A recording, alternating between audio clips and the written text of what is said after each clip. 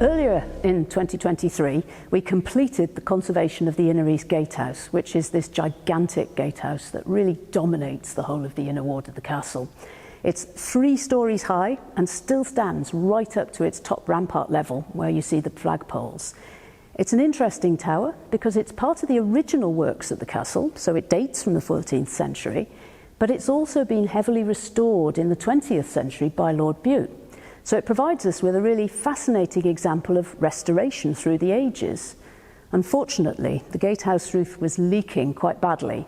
It was letting a lot of water come in, which was very damaging to what was going on inside, particularly where we have surviving fireplaces and other features. So our conservation project was to try and tackle that, to repair the roof, put a new structure over the top with paving slabs so that visitors can go up and walk on it and admire the fantastic views from up there, and also to try and weatherproof the gatehouse, because this is where we intend to put a lot of our new interpretation, which is going to tell the stories of the people who built and lived in this castle through the centuries.